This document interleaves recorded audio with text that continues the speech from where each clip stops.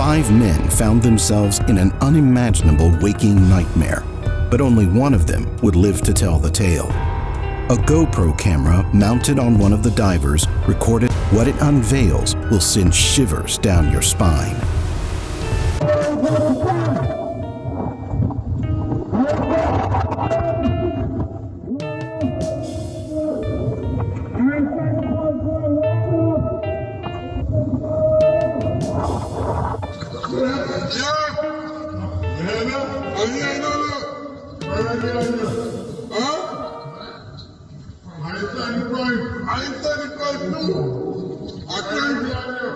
I'm trying to come up.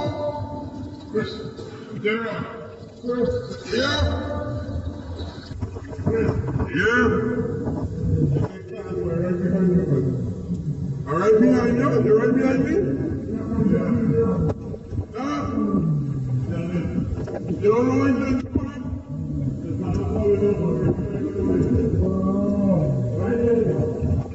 Who making all that noise? Come on, you all that way, let's figure it out. We gotta go, we gotta start moving.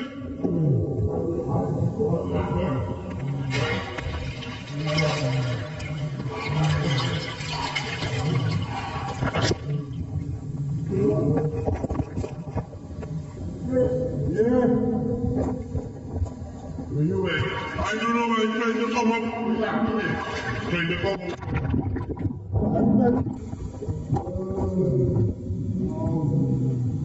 What is good? What is good? I'm going to reach you this. I'm trying to come up. Huh?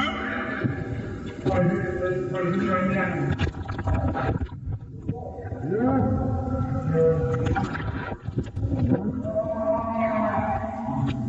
Who's that boy there? Yusuf? Oh, Yusuf? How long I have to walk before you will find me? You want to find me together all the time? Right now. Who else with you? Cars with you? Right there where? Cars, everything alright with you? No. And your lemon bread? Your leg, alright. Fine. Anything happen to you? No. Fine? Yusuf, anything happen to you? Yeah, boy. What happened? On February 25th, 2022, at the Berth 6 platform in Pointe-à-Pierre, the men of LMCS, Faisal Kirban, Kazim Ali Jr., Rishi Nagasar, Yusuf Henry, and Christopher Boudram were tasked with maintenance work on a dormant pipeline. The 5-person diving team were well prepared and experienced divers. The team placed an air tube inside a diving bell, a unique habitat shaped like an 8-foot cube. The diving structure provided a dry workspace for the LMCS maintenance team. LMCS installed the cube structure over the pipe at Berth 6 to displace the water inside the work area. The cube created a pressure pocket of air that forced out the ocean water to create an appropriate workspace. Once ready, this work area allowed the crew to remove their diving gear and safely use their tools to perform their essential work. The company installed an inflatable plug 2 weeks earlier to protect the pipe's oil and prevent contamination. The line wasn't in service then, though it could be put into service when needed. The industry calls this dead legs, and it isn't without its risks. Preparing for maintenance jobs like this can take days, if not longer. Unfortunately, this likely means the oil company wasn't willing to prepare for a safe operation. But like most employees, the 5 divers were following orders. As it turns out, inflatable plugs like this are pressurized, holding back the high-pressure air in the diving bell and the low-pressure air in the pipe itself. These events created the formula for disaster. Once Ali Jr. handed a wrench to his crewmates in the diving bell, they began loosening the valve to release the plug. The 5 divers had no warning. As soon as they released the plug, the pressure difference turned the inside of the pipe into a relentless vortex, ruthlessly sucking in air, water, people, and equipment into its depths. In the blink of an eye, they found themselves hurtling violently through a whirlpool of water and oil, fighting for oxygen. Suddenly, they came to a stop. The sole survivor, Christopher Boudrum, vividly recounts how it went down. Tornado, everything just spinning and beating you up and tapping so fast, I couldn't react. The only thing I remember able to do was cover my head, like in the fetal position. After that, all I remember, I didn't even remember actually getting pulled in the pipe. I just remember getting pulled through the pipe at unbelievable speeds. I couldn't hold my breath no longer, my throat. And you're holding your breath for too long, after a while, your body, your lungs just fight. Yeah, waist closed, you see a noise.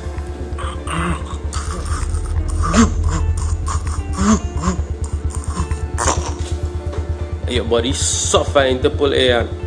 An unbelievable nightmare. Your eyes burning. Every time you try to open your eyes, it's burning. You're pitch black, you can't see nothing. Your throat burning. Your ears ringing. Your body sore. And at that point, I tell myself I was going to end dead. Men were trapped inside a 1,200-foot-long oil pipe, disoriented, injured, and in absolute terror. However, the reality of their situation squashed down any hope of survival. The GoPro that had been with them for the dive recorded every second of their plight, capturing the sheer terror and sounds of struggle as the men fought for their lives. Squeezing their way through thick, slippery oil residue in pitch-black darkness was unbearable. Dealing with broken bones, burning eyes, a burning throat, and extreme discomfort weighed them down. Their progress was excruciatingly slow, and the end was nowhere in sight. The men kept praying and moving to the best of their abilities. Chris informed the men that breathing the air inside the pipe could make them delirious and nauseous. He advised them to take small sips from the tank in intervals to keep clear oxygen in their system. The entire pipe had flooded sections, and some contained air pockets. After fighting to make his way underwater, he realized his oxygen was running out based on his air quality. With his diving instincts in overdrive, he breathed the last air in his tank. He quickly tried to find the new tank's regulator. After scrambling in pitch black, he finally found it. His mouth was covered in oily sludge. He managed to take a relieved breath from the tank. As he clambered through the pipe, he finally entered another air pocket. Yet, instinctively, he knew his only escape was returning to the riser. At this time, he heard Faisal calling out his name. He had been following Chris. They had been in the pipe too long, and that their time was running out. He continued until he found the bend in the pipe that he hoped would lead to salvation. After what seemed like hours, this next decision would decide his fate. This was the moment of truth. Chris eventually reached the top of the pipe. Though he survived the ordeal, it wasn't over yet. As Christopher recounted the situation to the medical care staff, he recounted as many details as possible about the men and their position. Rescue divers from the LMCS team dove down and knocked on the pipe, trying to find where the men were. They received the satisfying sounds of someone knocking back, undoubtedly providing the trapped men hope. But the LMCS team had yet to find a way to get them out. As the hours ticked by, the 4 injured divers suffered through their injuries, dealing with dwindling air, a curtain of suffocating oil fumes, rising seawater, and carbon dioxide. The company pulled the 4 remaining bodies days after the incident began. They performed autopsies, but no one could agree on when each man died.